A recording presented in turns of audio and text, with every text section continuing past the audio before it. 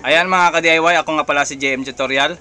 So dito nga pala ako sa shop ni Boss Arios. So pakitulungan na lang yung kanyang channel at tapos na namin gawin at tapos niya nang gawin yung pagka-DIY sa speaker na ito. So yan, ipi-play ko na. Mahalin yung suportahan sa pamamagitan ng pag-subscribe sa ating kaibigan. Okay? Magandang araw sa inyo mga sir. Kumusta kayo? Ito nga pala, may tanggap ako dito na ito, Bluetooth speaker. Ito naman yung kanyang brand, E1 Audio. Yan yung nakasulat. Ito nga pala mga sir, tower type ito na klase na Bluetooth speaker. Yan yung kanyang itsura. Ayan o. Yan, dalawa yung speaker na ginamit. Ito. Ayan naman. Ito naman yung kanyang mga tweeter. Ayan mga sir, yung kanyang itsura. Ayan, ganyan siya. Ito naman sa itaas yung kanyang pinaka ito, yung kanyang pinaka-amplifier, pinaka-control. Ito. Ito mga sir, buksan ko lang ito.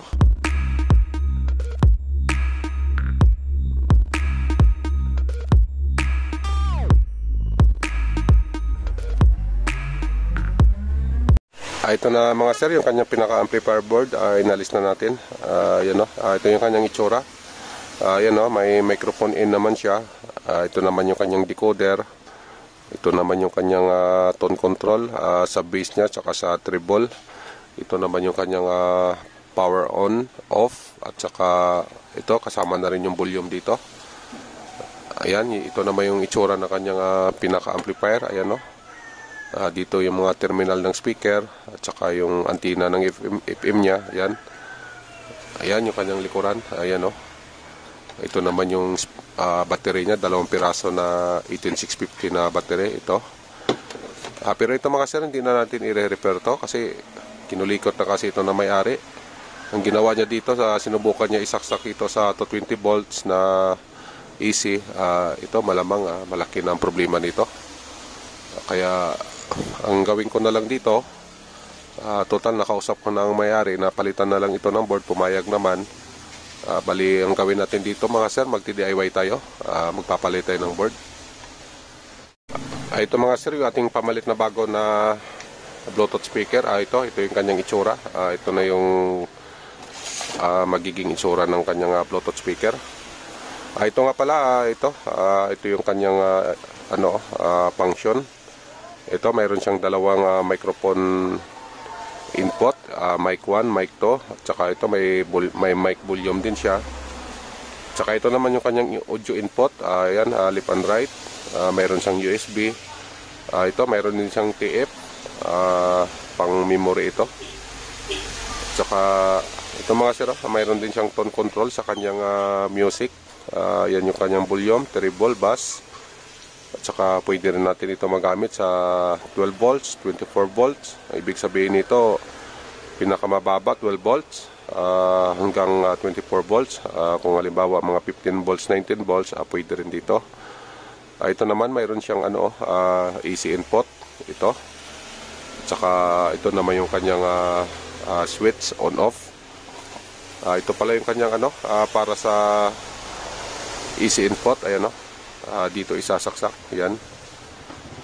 Saka ito naman yung kanyang decoder. Ito mga sir, dito natin i-connect yung yung ating cellphone sa Bluetooth mode. At saka ito mayroon din siyang FM kasi ito nga may antenna. Ayan. Ito mga sir, halos kompleto naman. Halos SIM lang din sila dito sa ito, sa kanya. Yung kanya kasi ito isa lang yung kanyang microphone in, tsaka hiwala yung kanyang volume dito sa kabila. Dito naman yung kanyang bass treble, unlike dito sa isa. Dito yung tatlo, dito yung kanyang pinaka volume. Yan, ang pagkakaiba lang, wala itong audio in kagaya nito. Ito kasi mayroon sa kanya, ayan wala. Yan. Tsaka ito may display lang ito. Ito walang display ito. Yan lang yung pagkakaiba nila. Tsaka ito nga pala may kasama na rin ito. Ito yung kasama dito, isang set na. Ayan, mayroon dito. Nahulog pa. Ito, mayroon din siyang para sa 12 volts, 12 to 24 volts. Ito naman yung kanyang mga speaker na terminal, speaker wire, ayan o. Tsaka, ayan mga sir, may remote din ito. Ito.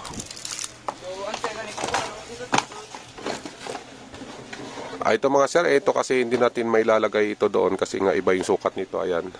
Ito naman yung sukat nito, ganito. Bali, ang gawin natin dito, gagawa tayo ng panibagong ganito na ganito din yung sukat niya. Ito ipagbabasihan natin yung kanyang original. Ayan mga sir. Bali, ang gamitin natin dito, ito may gagamitin tayo dito yung plastic ng ano na lang, ng TV, yung galing sa backlight. Ito mga sir. Ito yung gagamitin natin.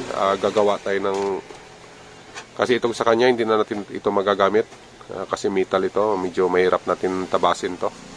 Bali, ang gawin na lang natin ito yung gagamitin natin para ito ano natin ganyan yan.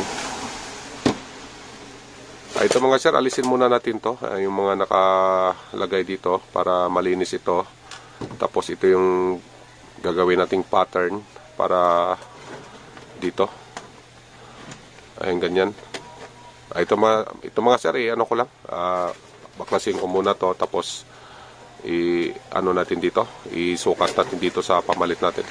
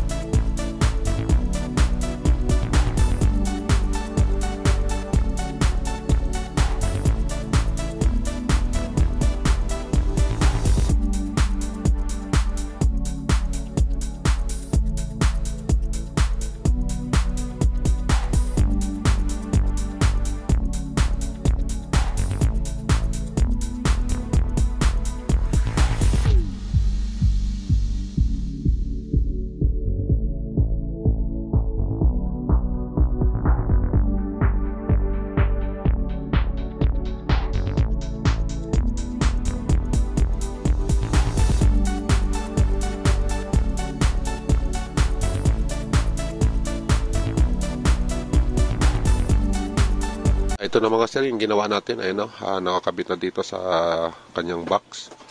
Ito yung kanyang dati ito kabit na natin yung yung pinaka-amplifier board natin. Ito nga pala yung kanyang speaker.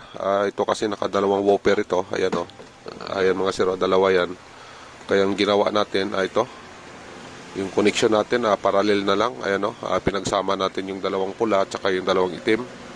Tapos yung kinalabasan, ito isang terminal. Ito naman yung kanyang tweeter ito mga sir. Ito kasi yung ating amplifier board, ang nakalagay kasi dito, ito whopper. Ito yung kanyang tweeter. Ito yung ating tweeter, dito natin ilalagay sa tweeter din. Ayan mga sir, ito naman yung ating whopper. Bali, ang nakalagay dito, dalawang speaker na nakaparallel.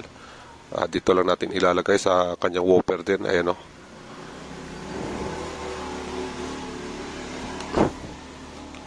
ito na mga sir, ilagay na natin dito kasi ito final na itong kanyang sukat. Ayan na mga sir, ang kanyang kinalabasan. Bali, ang gawin na lang natin dito, itornilyo na lang natin ito. Itornilyo ko lang muna. Mga mga sir, final test tayo sa ginawa natin. Ayan no, naka-install na yung bagong Bluetooth natin. Yung kanya, inalis na natin yung ito. Ayan na yung pinaka-final natin, pinalitan natin ng bago. Ito nga pala, i-connect na natin kay GM. Dito si GM, ayan, yung kanyang cellphone. I-play niya na lang siguro ito. Ayan mga sir, okay na. Ayan no, bago naman kasi ito, kaya ayan, okay na talaga ito. Malakas naman.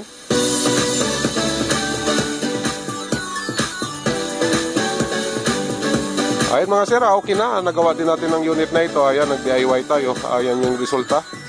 Kung sakali na may ganito din kayo na Bluetooth na hindi na magawa, ito pwede nyo maging option to na palitan na lang ng iba.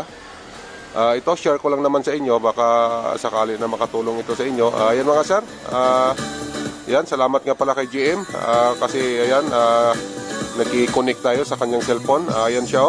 Paki-ano na lang yung kanyang channel, GM Tutorial. Ayan yung kanyang profile. Hanggang dito na lang. God bless sa inyong lahat. Maraming salamat.